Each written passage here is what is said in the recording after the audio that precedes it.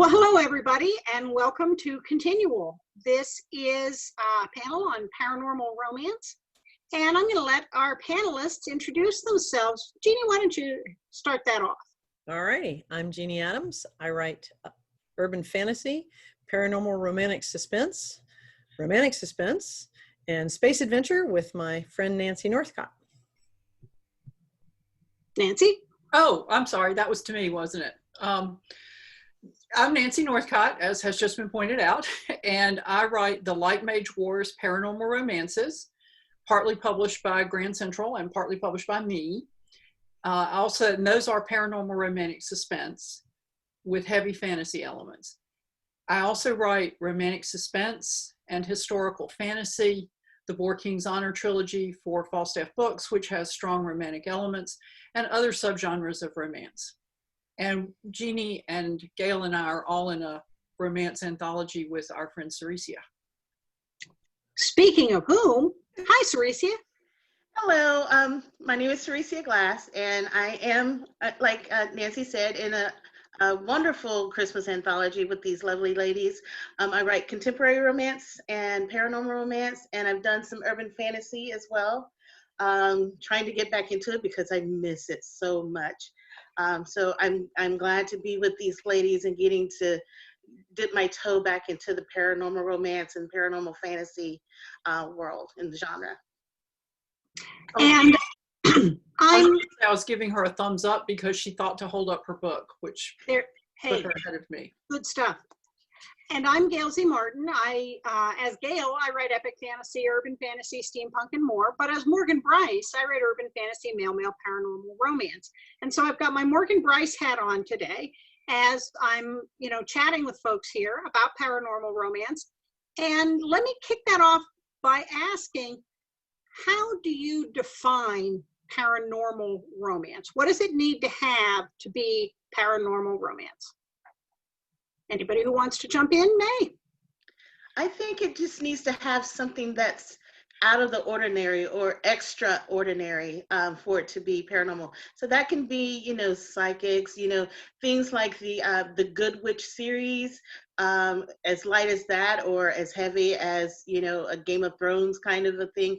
Well, not with the body count and some of the other degradation of women going on things. But I think if it has that out of the ordinary extra thing in it, and that can run the gamut, which makes it great because then you can write about just about anything, whether that's ancient gods or love on a spaceship, any kind of thing like that, enhanced humans. It can run the gamut, and I just love that. That's one of the things I love about it too, and particularly love that. I mean, of course, if it's a romance, by definition, it has to have a happily ever after.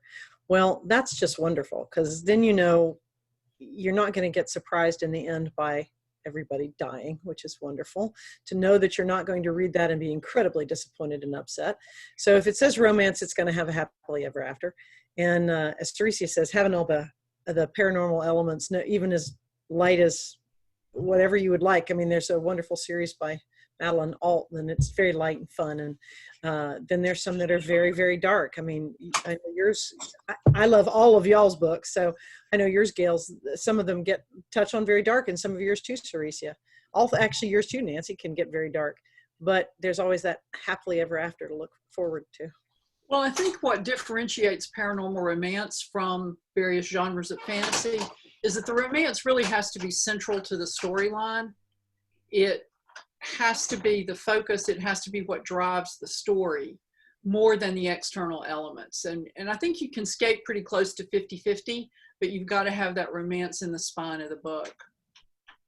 Yeah, I would agree. I mean, on the paranormal piece, it can go so many different directions. It can be magic. It can be shifters. It can be supernatural creatures. It can be gods and demons and angels and curses and haunted things. It can just be ghosts. It can be all of the above. And that's one of the things I really love about it. It can be any time period. Because if you're just dealing with what makes a paranormal romance, then it's not the time period. It's not the type of pairing. It's that there is something that is other that is not of this world, that's supernatural. And that's what kind of differentiates it. But I agree with everything that everybody said. And that leads me into the next question, which is, what's the boundary line then between paranormal romance and urban fantasy? Because urban fantasy is known for having a fair amount of sex and romance in it. Certainly got woo-woo items in terms of, you know, magic and supernatural. Where do you draw the boundary there? Anybody? Well, I think, for instance, like the Jim Butcher's series, there's some love interest in there and some a little bit of relationship stuff, but it's maybe 10%. I mean, there are relationships in the book that are not love relationships, but in terms of a love interest or anything like that, that's maybe 10% of the book. So they're urban fantasy, very dramatic urban fantasy, and they're wonderful. I love those books, but I don't read them for the romance.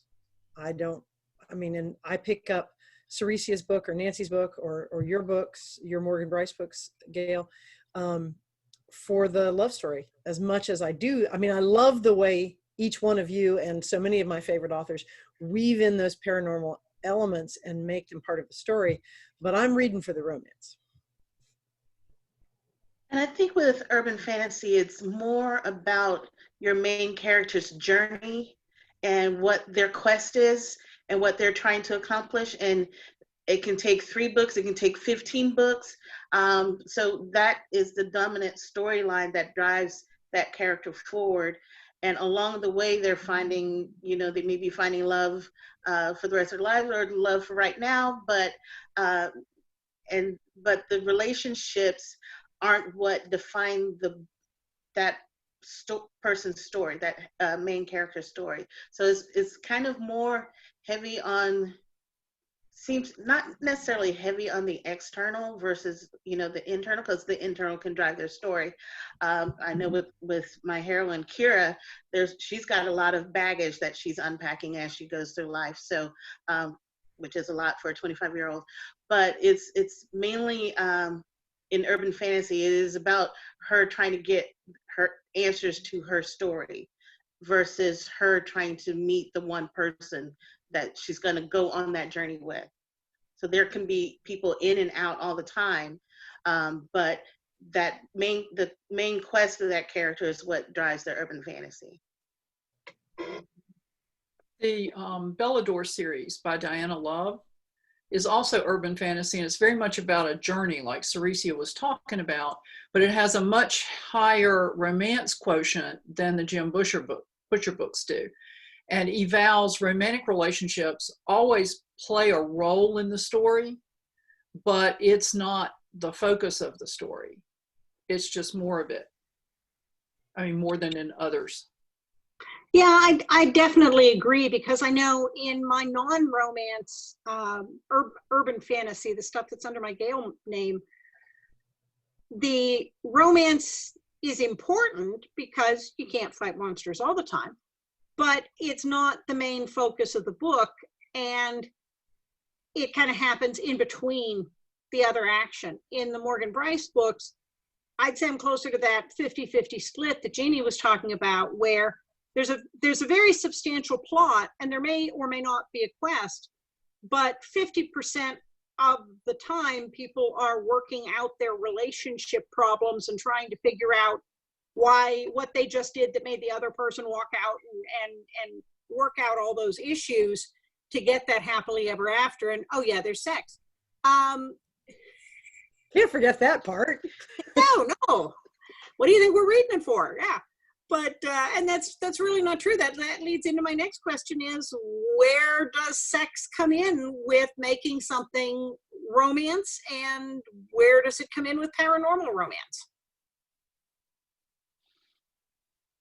How is the sex? Go ahead. Well, I just think it, you know, the whole thing about romance, you can have everything from the sweet, everything is behind closed doors, all the way to oiling it up and doing it on the first page. I was really trying to figure out how to say that tactfully. Yeah, we 13 here. But the thing about the anything about the love story has to drive any kind of emotional connection has to drive the story forward, whether that's driving the story of what's going on with the paranormal forward or driving the story of what's going on with the people forward. And so, I mean, for me, sex is wonderful for me personally, but for the story purposes, it always has to drive the story forward. And that's what the thing I feel about either the urban fantasy elements or the magical elements, however that plays out. If it's just sort of window dressing kind of there in the back, to me, that's useless. It has to be an integral part of the story and drive the story forward. But you know, that's a good point, because at one time when paranormal romance was first becoming a thing, you all may remember Lynn Curlin's Stardust of Yesterday, which was a ghost romance, and it kind of ignited that subgenre.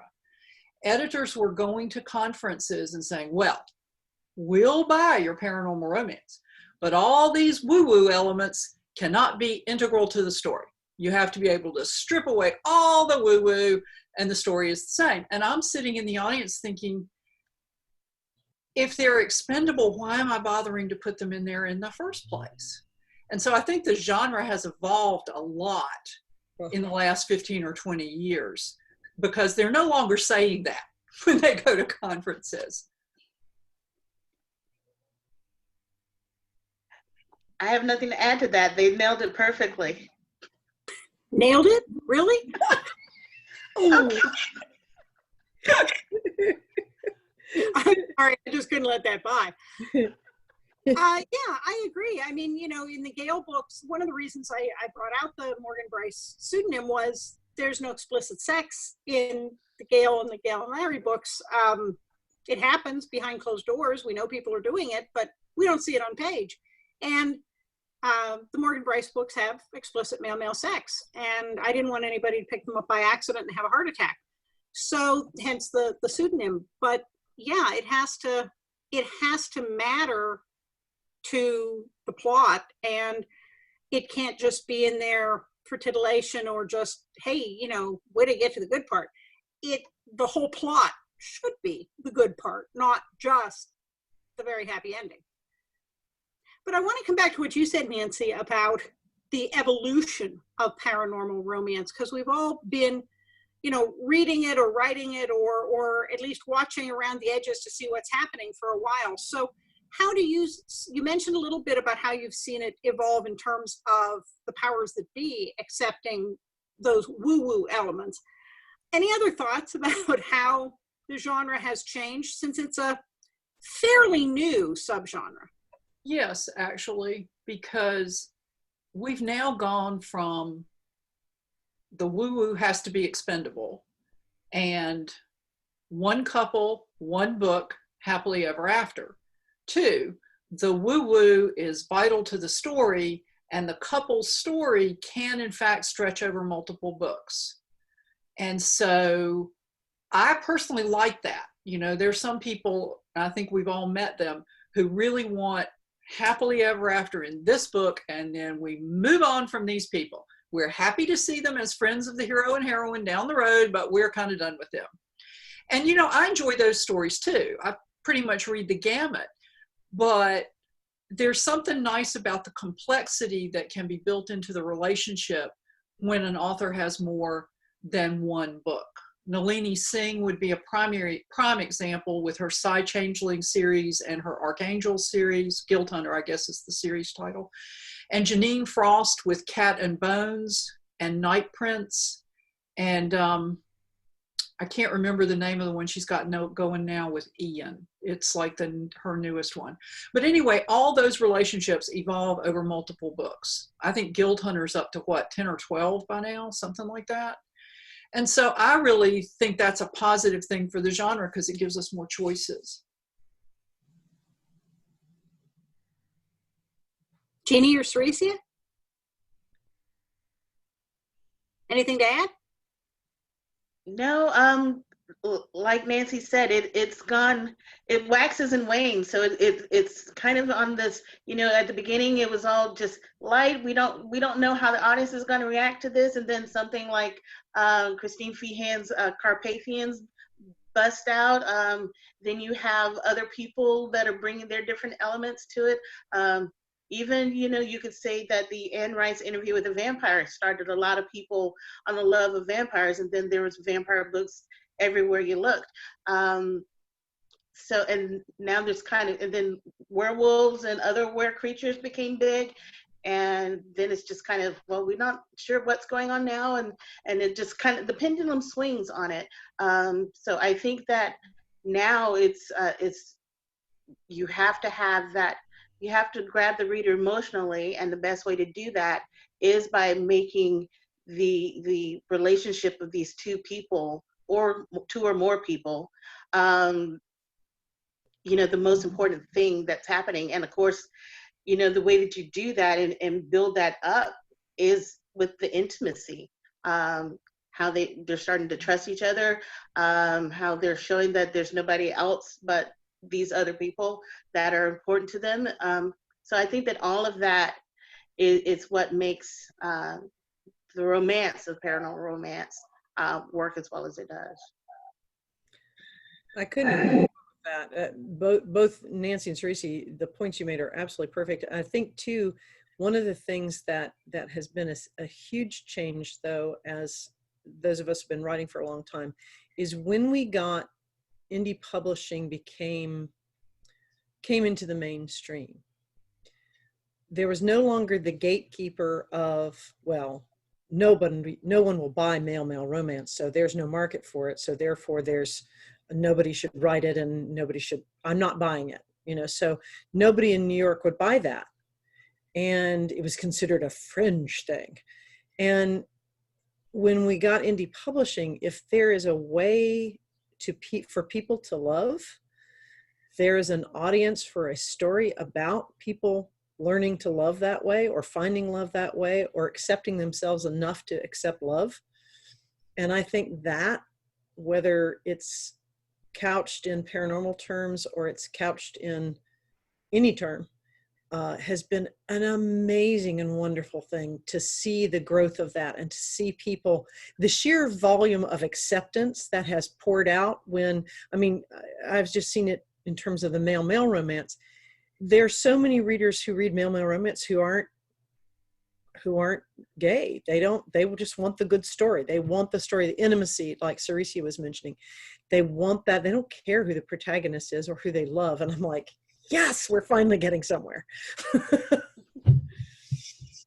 Yeah, I really enjoy what Nancy was talking about in terms of the established couples, because while I've enjoyed reading a lot of books where it is a one and done, okay, we've got this couple squared away, now let's go on to their cousin, brother, next door neighbor, whatever. And that's fun. That's always giving you the rush of new love. But at least at this point in my life, I kind of cheer for the established couples, because that's the hard stuff. Falling in love is the easy part. All right, now let's actually make a relationship. That's the tricky part. And if you're also doing it while you're fighting werewolves or banishing ghosts or beheading vampires, well, that adds a whole nother level of complexity.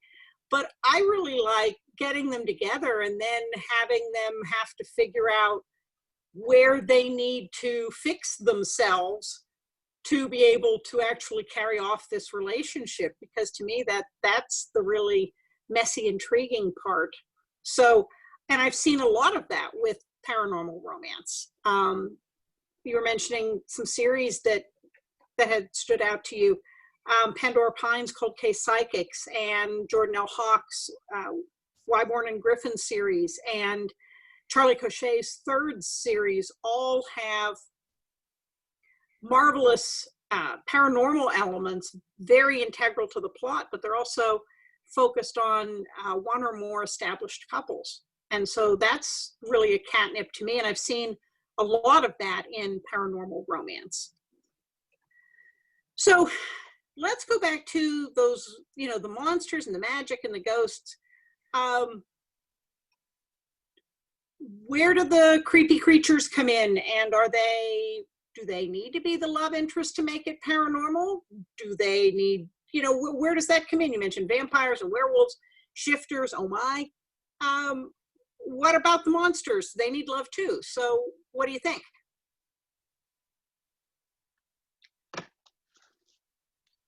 I like to write about all of them. I just think it's so fascinating, especially if it's something that it's not a European set mythology. So of course, for me, I've been long been fascinated with Egyptian mythology. So even my paranormal romances, The Sons of Anubis, that deals with jackal shapeshifters. So who are the sons of Anubis and protect the living from the undead. So there are undead zombie-like creatures in those romances, but it's also steeped in ancient Egyptian mythology.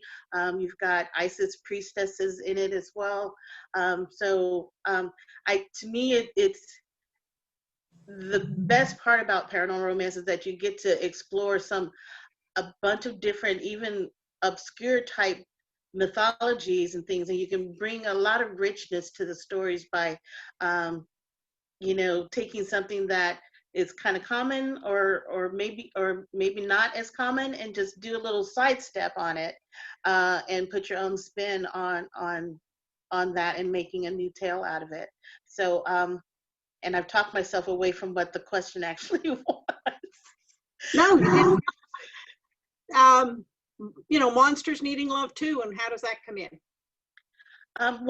In the Shadow Chaser series, I have, it's all about light and shadow, but there's a lot of creatures that live in between. So just because they're a monster doesn't mean that they don't have a job, doesn't mean that they don't have bills to pay, doesn't mean that they're not trying to find love as well. So I like to depict them as everyday people. They just look a little different. So, but there's at the heart of each of them, for the most part, they're just trying to live their lives, and they're trying to be accepted as they are, where they are, and their journeys are about giving a little, getting a little, just to be themselves and be with the ones that they love and who love them. So I love monsters. I love your books. I love the Shadow Chasers. I love the jackals. I just love them. And those covers are amazing too. Oh yeah. Yes. The monsters, though, I think that's one of the things that is so draws me in about paranormal romance, is that in the monsters that you write on the page, they wear their difference on the outside. And those of us are human seeming, we wear our differences on the inside. And the challenge being, how do we find acceptance? How do we find love? And to me, that no matter what the journey is that they're going on, I'll go along for the ride. If you can, if that's the path you're going down, I'm going with you.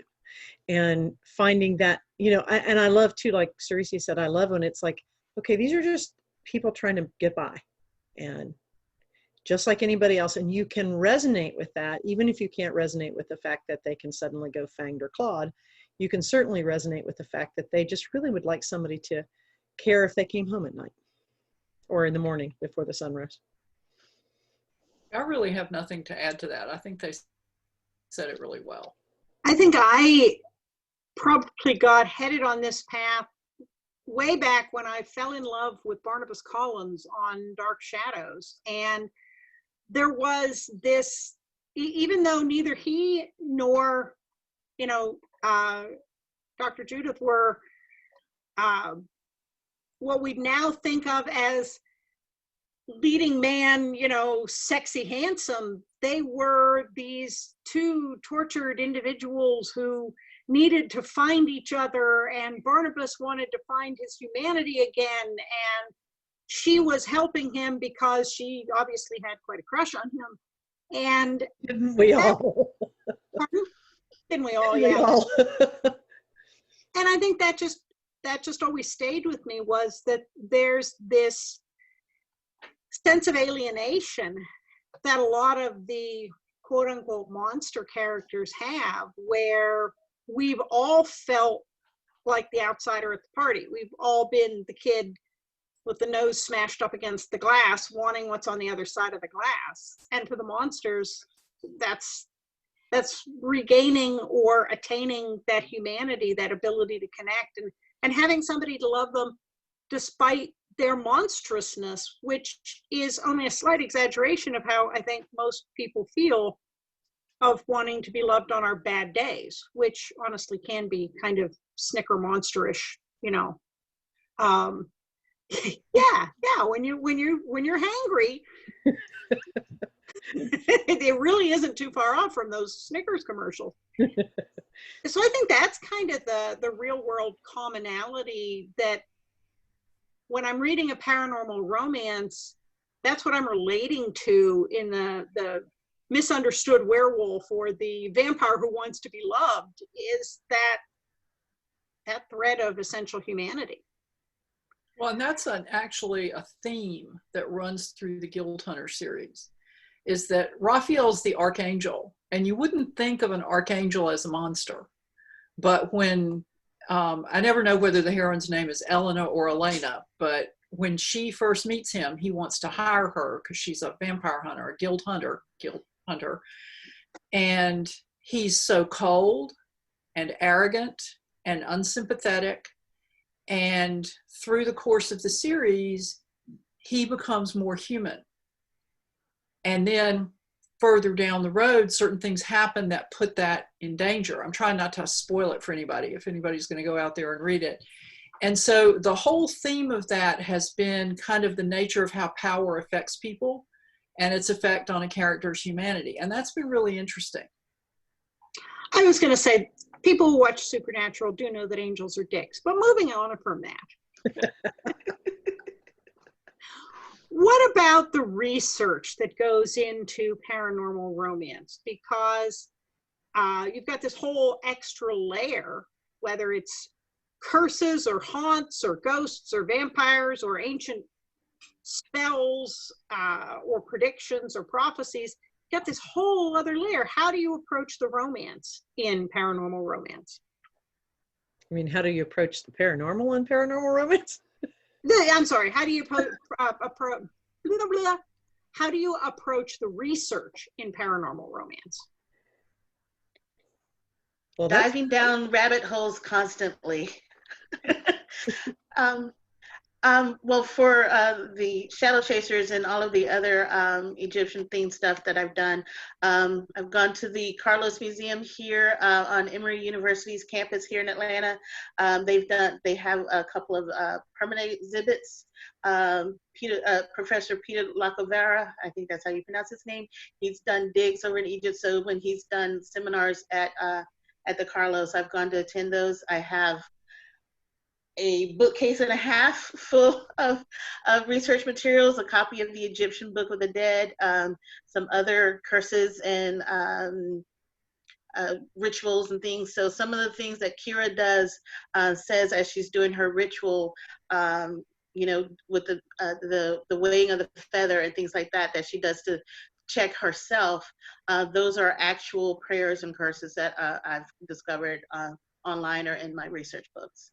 So it's fun, it's a lot of work, and you can get easily sidetracked and discover new tidbits. But that's what makes it fun, and then you get to decide what you can put in your books. Well, I write mythology, so I don't use mythology the way Seressia does in her books. So I bought a couple of books on Wicca, a big book on runes, one on magical traditions around the world, one on candle magic, earth magic, crystals, and plants. I might be leaving something out there, but I did all that before I wrote the first book because I had the luxury of doing that because the book wasn't sold yet. So I didn't have a deadline. So I could take all the time I wanted to build this world. And I took a little from column A and a little from column B and a little from column C and 2 from column D and mixed them up the way I thought that they would work in the story. And so I took, as I think we all take, established tradition and then put a little spin on it and put our own stamp on it, as it were. I don't have much to add to that other than that I've got about 3 or 4 shelves worth of books on magic and different traditions, from voodoo to root work to crystals to Wicca versus being solitary witches, witchcraft versus Wicca versus nature magic versus, I mean, I got books on all of them. And looking at different traditions, that the Witches Walk, the Haven Harbor Witches series that I created, they're all witches. They're a virtual town, not real, in Massachusetts. And so they have their own tradition of witchcraft. It's not Wicca, it's witchcraft rather than as an earth nature religion versus the contrived Wicca thing. So, and I don't mean that in a negative sense. I just mean that it's a very specific tradition, whereas this is a tradition more of witchcraft.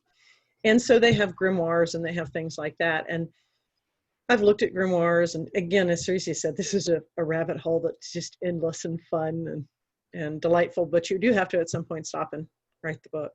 But there's endless fun there. I love the research piece of it, and the rabbit holes are fun to explore because I love researching the location of any book, because that brings out all the cool things. And when you start looking for the hauntings in a certain area, or the unsolved cases, or the creepy things, and there are a million websites for all of that, you start getting all kinds of plot bunnies on, ooh, that sounds good, or oh, look, there's a haunted railroad tunnel. And so you start kind of fleshing that world out. But then learning about all those different traditions and mythology, you can now get grimoires for your ebook as well. Just downloaded a couple of ones from the 1700s that worked into one of the books. But there's so much fascinating stuff. And I always joke that, I really, really hope, for many, many reasons, but I can just see, if I'm ever under investigation for somebody's disappearance, I can hear the newscaster saying, police found a disturbing cache of books in her library about all manner of occult and questionable traditions, right there with the plants and poisons and all of Firearms. those Firearms books. Firearms, weaponry. yeah, murder gardens, vampires, and I'm going, oh yeah, I'm just totally screwed because. So what got you into wanting to write paranormal romance? I admitted my Barnabas Collins crush. What was yours? Well, for me, I started reading sci-fi and fantasy way, way back. Ursula K. Le Guin, Marion Zimmer Bradley, some of the the big one whose first name starts with an M, and I can't believe I'm forgetting, the Pern, Dragon Raiders, Anne McCaffrey. Oh Lord, slap me for that one. So I started reading those, but I've always been fascinated about people's journeys and their journey of acceptance and love and loving themselves and finding other people to love. So reading those, and then reading historical romances, which also seem like fantasy to me because I had no frame of reference for some of the historical romances. So for me, that's how I kind of started that, and just always been, fascinated with Sabrina, the Teenage Witch, some of those stories like that, and then just kind of going deeper and deeper in fantasy and reading about the magical systems and just kind of wanting to put my own spin on it. Pretty much how I started. Well, I love those color fairy tale books, the red fairy book, the blue fairy book. Growing up, read a lot of science fiction and fantasy, but I love comic books and I love superheroes. And it's very hard to sell a superhero romance. I mean, it's hard to sell a paranormal romance, or it was at the time, but it's even harder to sell a superhero romance. If you look, there are not very many of them. And so I decided to write mages because they're like superheroes. They can do things regular people can't do. And I think Seressia put it really well with exploring people's journey and their path to making peace with their inner demons and their inner struggles, because I think at bottom, romance is a genre of healing. It's about healing the problems in your soul so that you can commit to another person or other people, if that's the type of story that we're reading. And that always appealed to me. I mean, I love stories where stuff blows up and spaceships zip around, and that's all great. But I also love stories where people come to terms with themselves. And romance does that like no other genre, I think. I agree. The earliest book I can remember being read to me and reading was a book called The Blueberry Pie Elf. It was written in like the 20s or 30s. It was something that my mother had. And it had a princess and a dragon and 2 or 3, like a whole family of dragons. And so from the very first memory, I wanted to have a dragon. So if there was anything in the library that had a dragon in it, I was going to read it.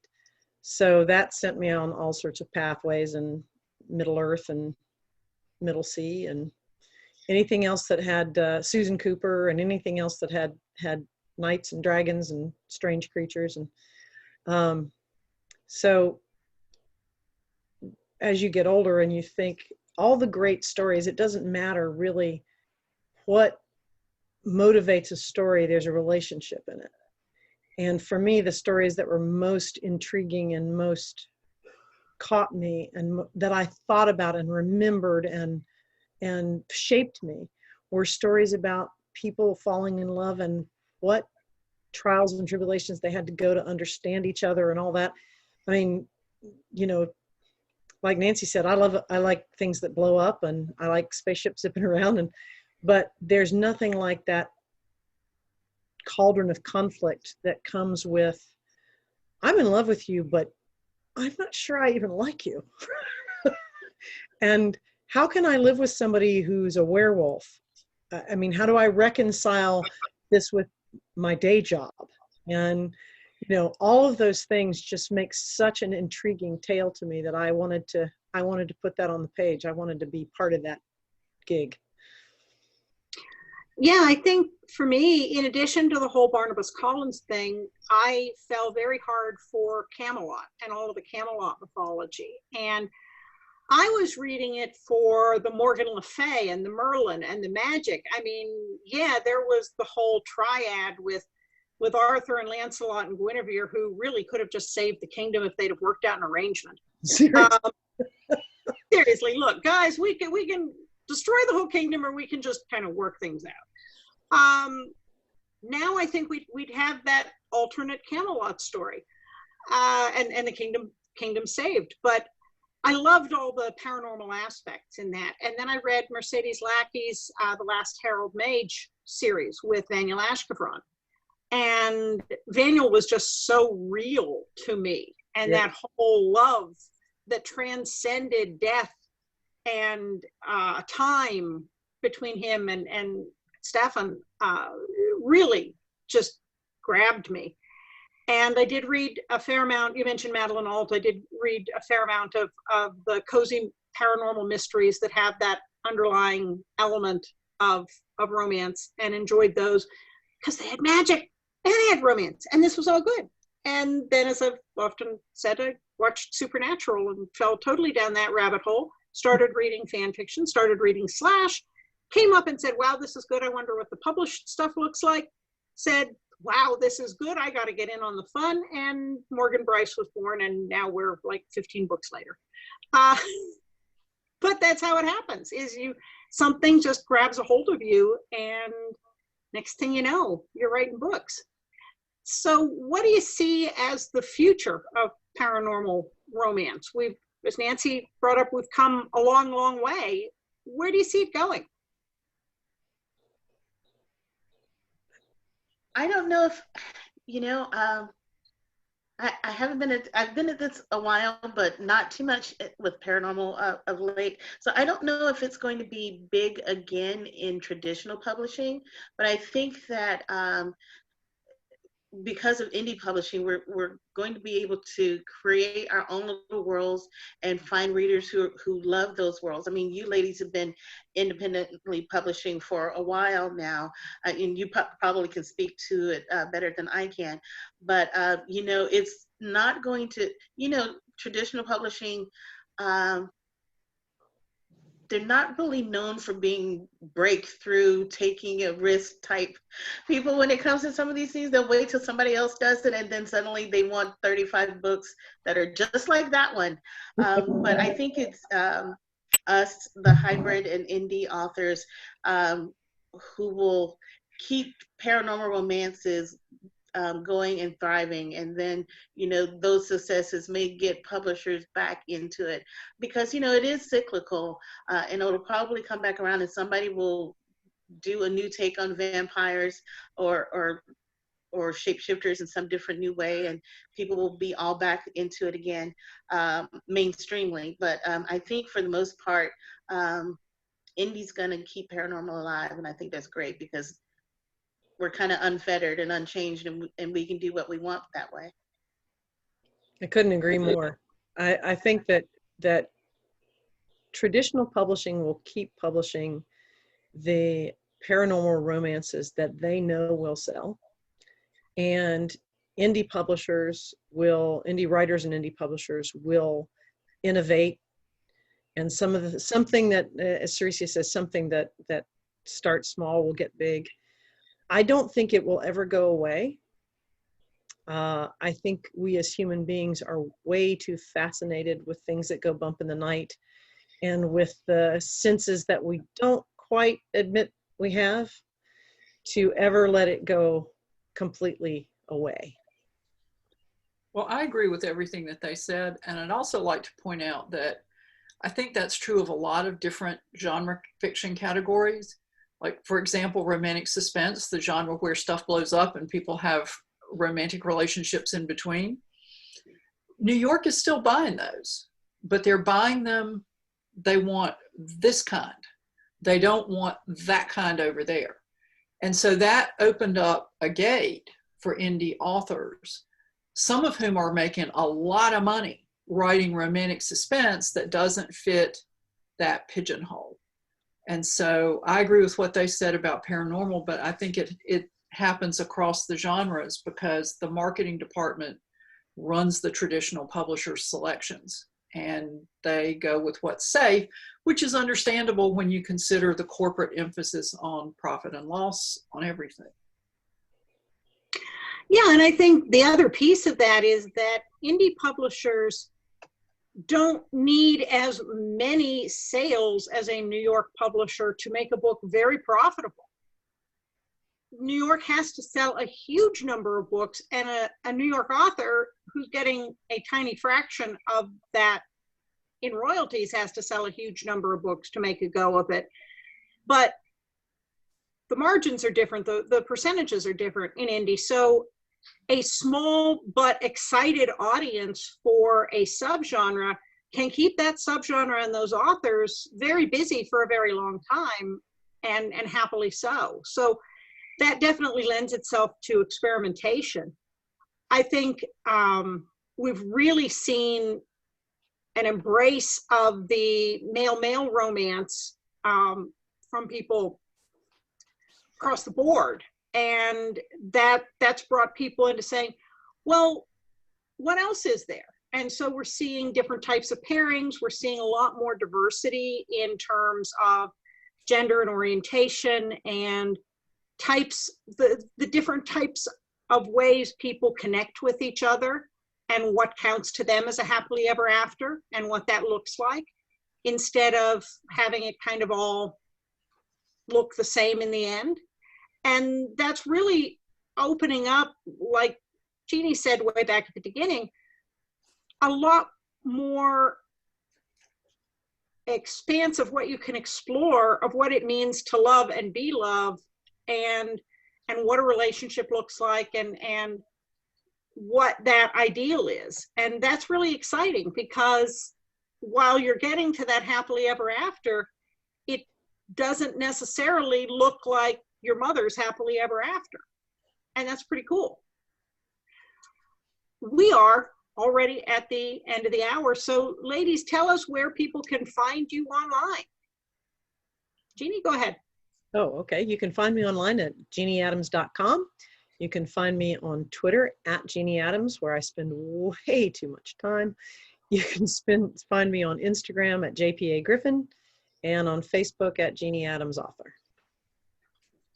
Seressia? If you can spell my name, you can find me online. I'm on Twitter at Seressia, on Facebook, Seressia Glass, and also very sporadically with pictures of my dogs on Instagram, Seressia Glass as well. And of course, my website, SeressiaGlass.com. My website is nancynorthcott.com, and I spend probably more time on Twitter than is good for me, and I'm at Nancy Northcott on Twitter. On Facebook, I'm Nancy Northcott Author, and I guess that's it. That's me on social media. My website for Male Paranormal Romance is morganbryce.com. I'm on Twitter at morganbrycebook. I'm on Instagram as Morgan Bryce Author. And I'm on Facebook as The Worlds of Morgan Bryce, which is a reader group, but I'm mostly there in my profile, which is Gail Martin.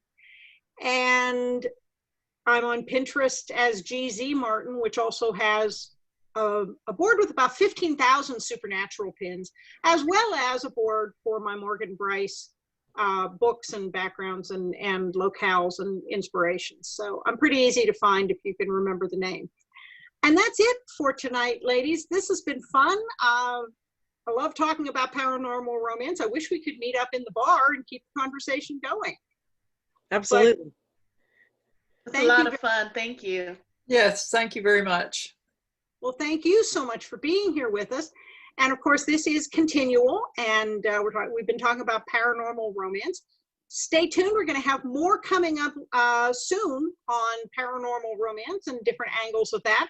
But check out everything that Continual, the ongoing online convention that never ends, has to offer. Thanks so much for being with us tonight.